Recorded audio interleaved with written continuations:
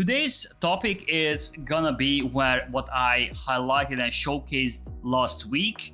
Pawn structure decisions, like the classical push, take, hold. And who can showcase like better than Karpov? I'm 99.9% sure that Karpov was born in 51. So at this point he was 21 years old. So at the first period of his career, he was an e4 player, surprisingly, and he played a little bit more dynamical lines. Now white is on turn. Black last move was c5. First of all, how would you evaluate this position? Yeah, I mean, what I think we can say about the position is white as always in most of the Spanish lines, white is up on space, right? But black usually, especially in Breyer, so like in Zaitsev and Chigorin, black is trying to attack the center like right away. And in Breyer, black has no problem with some space disadvantage. First, black is trying to maneuver the knights and the pieces and develop the pieces, and then he will take care of the center. So it's like always the question: do we hold it? Do we take, or do we push? That's the main question. I feel like taking on c5, bc5, and then dc5 and then d5 has to be something. Mm-hmm. I'm always saying this principle, but I think this cannot be said enough. Like what Dvoretsky said always in his books, that be careful about pawn structure decisions, pawn structure, moving your pawns, because they are the only pieces on the board which cannot go backwards. So this is permanent. Once you push a pawn, that's permanent. You can't change it. You mean takes, and then d5? Yes. Mm-hmm. This is exactly what happened in the game. According to engine, though, d5 was as good. Pushing d5, and in case of, let's say, knight a4, then just c4. And now actually we are trying to open up the queen side against the weak b7 bishop, because whenever these four pawns get traded, this bishop all of a sudden can be targeted. Also, the knight on a4 can be targeted, and then we can focus on the queen side. So I think this is one way to handle the position. But Karpov chose otherwise. He took on c5, dc5, and d5.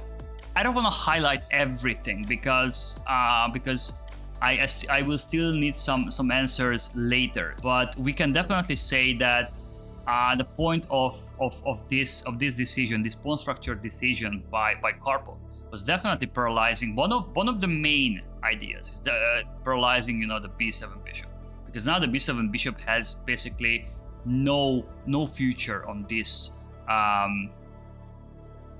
diagonal. The other thing, this case where basically no pieces got traded so far, creating a protected pass pawn is always a good thing, but with all the pieces remained on the board, it's not that relevant. But of course, this guy in an endgame can be very, very dangerous. So as I said last time, I'm not so sure which session was that. So the main point of creating a protected pass pawn is like, it's not that it gives immediate threats. It's just it will just one of the pieces has to always keep an eye on this guy, always, because it has potential to, at some point it just starts to run all the way to d8 and start to promote. So either the king or one of the minor pieces has to keep an eye on d5 forever. Also, we are gaining space by pushing d5. We are gaining even more space. So black played knight a4 now.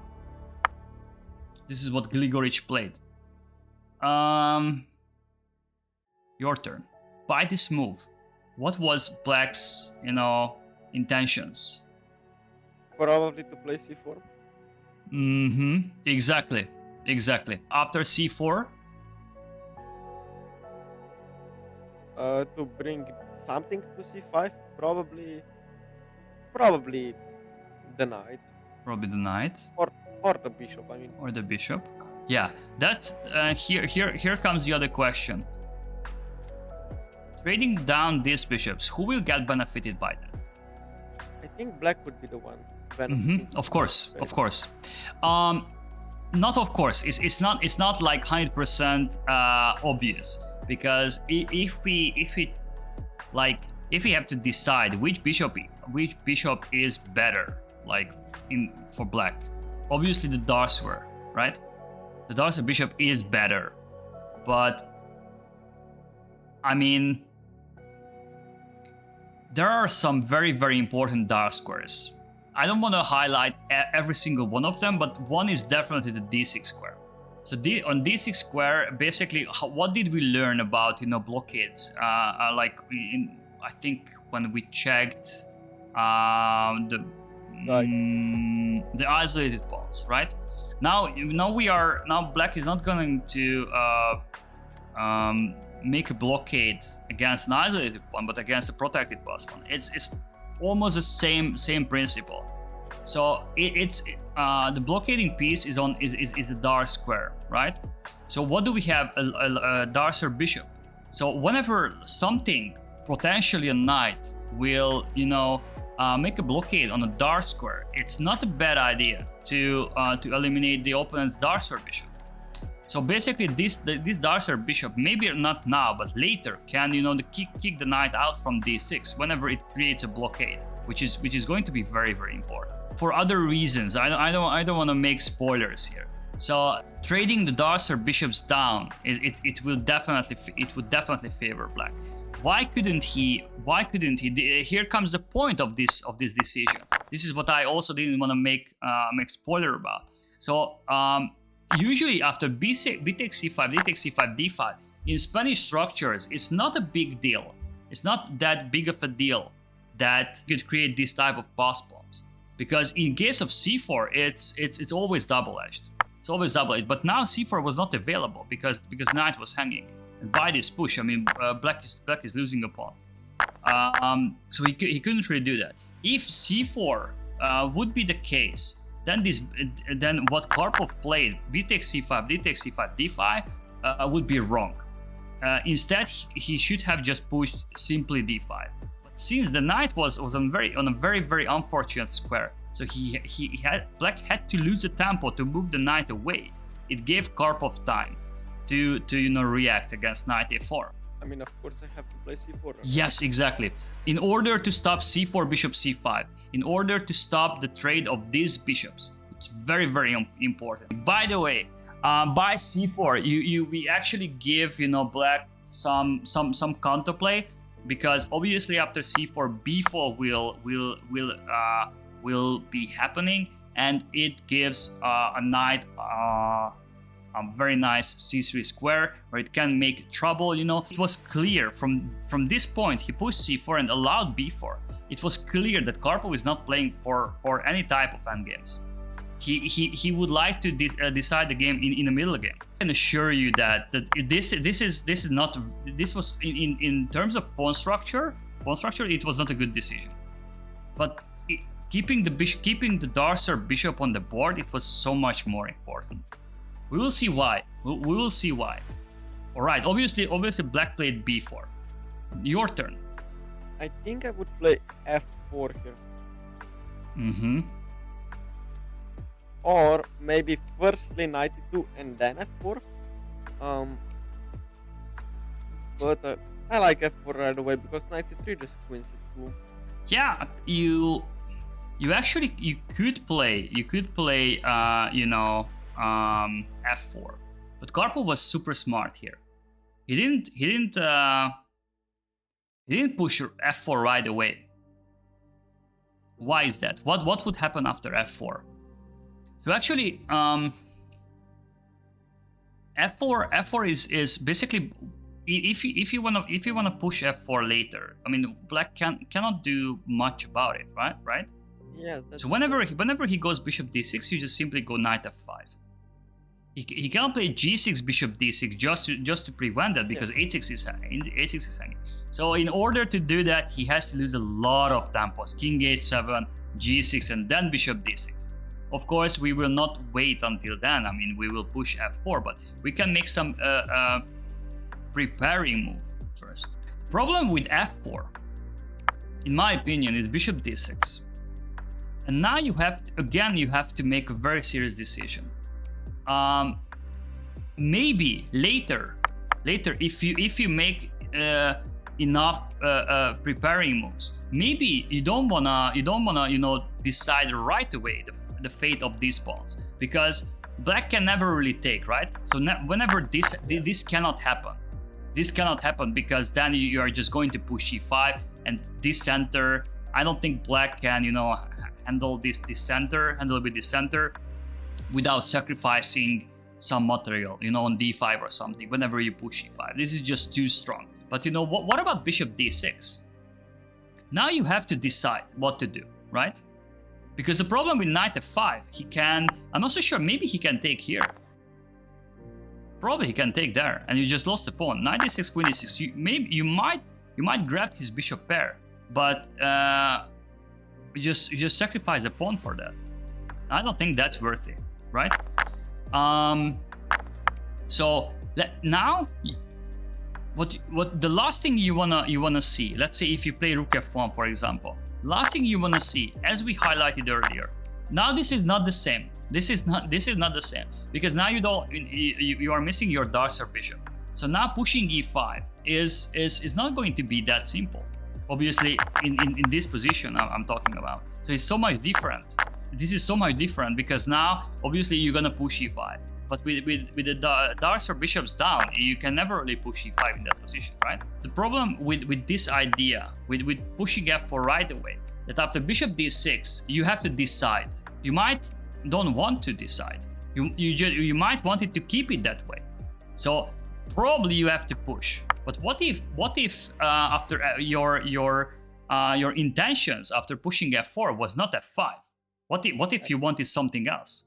So this is why Karpov made a preparing move. Whoops, what just happened here? This is why Karpov made the preparing moves. How would you do that? I think you play rook f1, Yeah. then f4. Yes, exactly. Rook f1. Why is this smart? What just happened after f4? Bishop d6 happened after f4, and you had to decide, because you had no time for knight f5. But what happens in case of rook f1, bishop d6? It's knight f5, and the bishop it has to move back. So now, whenever you are going to push f4, your rook is already on f1, but his bishop is not going to be on d6.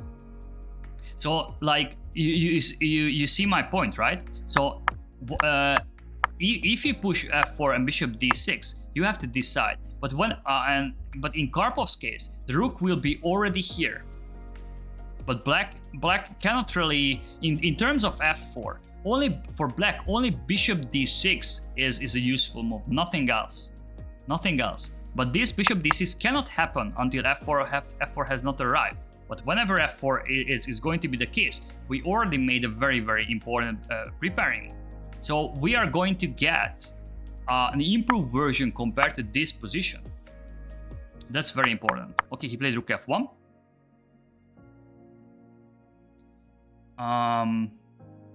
Excuse me, what happens if bishop d6 is played right away? Knight f5. Like right now? What about bishop c7, let's say? All right.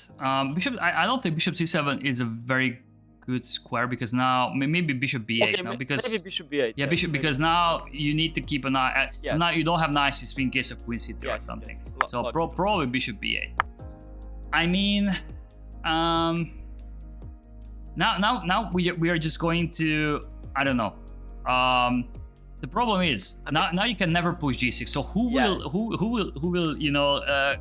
what piece will counter this guy. I mean, you can never push even after king h7. You can never push. So this bishop is protecting these two guys. So whenever we are making a sacrifice, this bishop is here to protect everything. So whenever we push f4, we don't really need to take it back. I mean, we will have some juicy sacrifice here.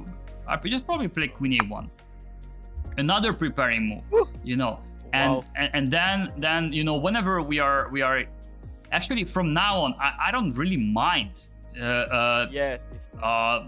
you know, trading the bishops down, because let's say I'm just highlighting this you see. I mean, look at this. Yeah, this is much better. This is so bad. I mean, you might have knight c3. I mean, you know what? It's yours. Probably, yes. It's yours. I mean, look at this. Look at these pieces. They are not doing anything, and this is just too superior. I mean, my knight on f5, no one can deal with that knight. This is what I said. The knight on f5 against this pawn structure is just so good. It's so good. The knight is such a terrible piece on f6, and e5 is coming. And the fact that we are exchanged down is just, who cares?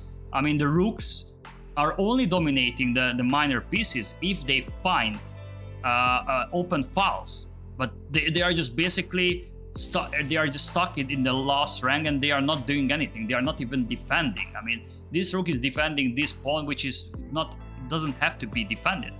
So yeah, I mean, the bishop is actually strong on f8. So whenever you play Spanish, the bishop belongs to f8. It doesn't belong to the queen side. It always belongs to f8, because in many cases, in main Spanish lines, white is attacking in the king side, and you need a very strong defender on the king side. All right. So black played queen c7. He's preparing for f4. Maybe he will want bishop d6. You know, he just wants to keep an eye, an extra eye on e5. Obviously, as we highlighted, bishop d6 was running into knight f5. Obviously, Karpov played f4. And now, it was a hard decision as black, because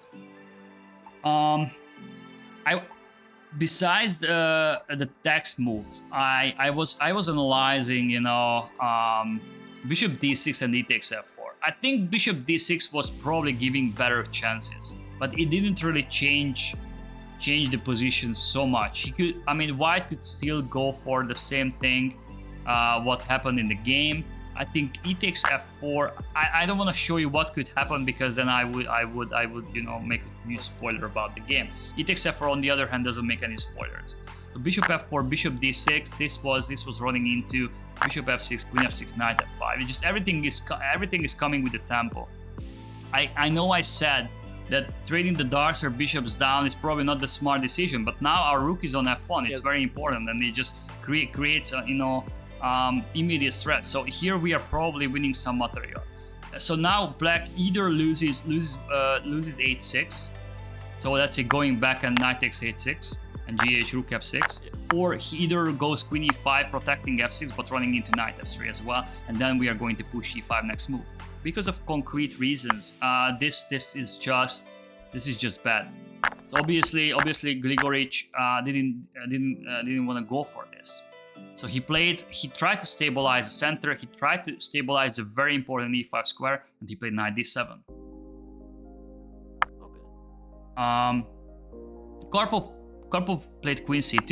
He attacked the knight on a4, knight c3. And now we arrive to another critical position where we have to make some serious pawn structure decisions. Again, push, take, or hold. I think I would take on e5. You would take on e5? Probably, because I don't mind trading the knight for a bishop, for a light square bishop. At least I think so. But taking on e5, knight e5, this knight doesn't bother you. It just has, you know, a beautiful outpost. Probably we push. Yeah, but yeah. This is exactly what happened. I mean, it's logical, but I don't know. I mean, how? Probably then we need to start rolling the G pawn up. Yeah. Yeah, this is exactly the plan. Okay. This is exactly the plan. About this f5 stuff, just check my game against Volokitin from last year in Hungarian League. I lost the game, but it was like +8. In a time trouble, I basically I had like 3 different wins, and I managed to go for the line which seemed like winning, but it was actually not winning, and I even overpushed. But you know, it was the same plan. I started to you know, I pushed through with f5, and I just pushed g4, h4, g5. Yes. So after we push, and this is so hard to deal with. It's just because basically you have 0 space. So let's say after f5, it has 2 very huge points. One, we are not giving this knight a huge outpost on e5. That's key. The other key is basically we win so much space, and by that we are not giving space to our opponent. So basically his pieces can only maneuver, you know, the 6th, 7th, and 8th rank.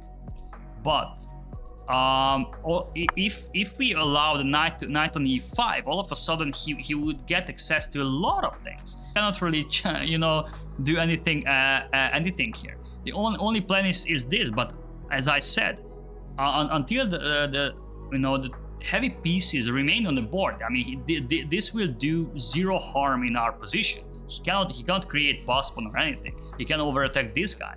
All of a sudden, these guys would, you know, would disappear from the board. Who will protect a2?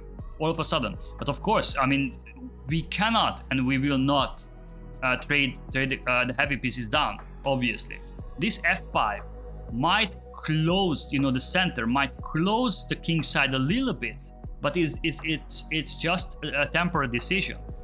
I mean, in order to, you know, refute your opponent's, you know, counterplay, you had to temporarily close the king side down just to open it again with with this plan. So it was like it was a huge decision. So again, like 2 out of 2 with 2 very difficult pawn structure decision. Karpov obviously kept the 100%. So he played f5, black played knight f6. What now? Probably 92. Yeah, 92. Very smart move. Also a multifunctional move. We are giving space for g4 and also removing from the picture our opponent's most active piece, basically. Very smart move. Knight takes c2, bishop takes e2, bishop d6. Obviously the bishop found a blockade on d6, but I mean, it's who cares. All right, your turn. We don't have to make, you know, a prophylactic move. There is no threat whatsoever. Obviously g4, and black actually made a very smart plan. Obviously he cannot handle with this, right? This will happen. And obviously this king doesn't want to wait for that. So he tried to escape. He tried to swing the king to, you know, to the queen side, because otherwise the king is just, you know, sentenced to death on the king side. It was a smart decision to start, you know, run forest, run h4, king d7, g5, ag, knight d7. What would you play now? He played bishop g4. Again, this was a preparing move. It's just a supporting move, you know. Again, and it just keeps the options, you know, open. Maybe sometimes you want to play f6, but you are definitely, you know, strengthening some squares, and, you know, creating some threats with f6 for later. Black played rook g8 in order to stop that. Now king f2. Rook h8, rook h1, rook cg8. What happened now? He played queen d1 because the queen was not doing much on the queen side. And in order to h5 is going to be key. H5 is going to be key because once we grab the h5, we can bring the rook to h7, and all of a sudden we can create a lot of threats by opening up the 7th rank. So it actually needed that. You will see why. You will see why. So he played queen d1, king d8, queen g1. He wants rook h2 and then double up by grabbing the h5. Also, the queen on h7 can be very annoying. He played knight b6. Maybe the knight wants to get to c3, and also there was another point of queen g1. Maybe pressuring the c5. Yeah, exactly. Exactly. Well, you need the knight on b3, and you need to move the king somewhere. Yes, exactly. This is what happened. He played knight b3. Sorry, rook h2 first. This is what I said. Queen e7. Now knight b3. King c7. Now he played king f3. It's so weird when with heavy pieces the king gets to f3, and it is perfectly safe. But Yes. why this could happen? It could happen because of the huge space advantage. Obviously black had to protect c5. And now we need to find a plan. There is not a single piece which can be in a better square, and this is why a3. Now this is the final, the silent killer, because I mean he cannot protect his pawn structure with a5 because this is just hanging. He cannot allow a takes b4 because it just allows this. Yeah, then c5. Probably. Yeah, we would just probably take and c5, and it's just over. Or we could push c5 right away. It didn't really matter. I mean, this is just too much to handle. And obviously, black had to take on a3. And now he moved this through because basically black has zero counterplay on the king side. It just we are covering. I mean, we are not covering h4, but we are covering a3, h2. h4 doesn't need to be covered, but we are covering these two squares, so the rook doesn't really need it here. So he played rook a2, rook h4. Obviously, black desperately tried to get some counterplay. Rook takes h3, rook h8. As I said, black cannot do anything. So Karpov played rook b1. It just he can sacrifice an exchange, but it just doesn't do anything. So okay, he changed his mind. Here Gligoric realized that he cannot do anything on the king side, and now queen e1. Look at that, here and here, double attack. Wow. In case of rook h8, there would be a check on a5, king c8, and look, finally our bishop found this found the purpose. This is why it was so useful to put the bishop on g4. Now we have f6, and gf6, knight takes c5, and we are crushing. I mean, look at this. Yeah, it's so passive. He took on g4, but it didn't really matter. I mean, by this rook takes g4, he won some time, but it didn't really matter. He played bishop c8, and after queen e5, black resigned.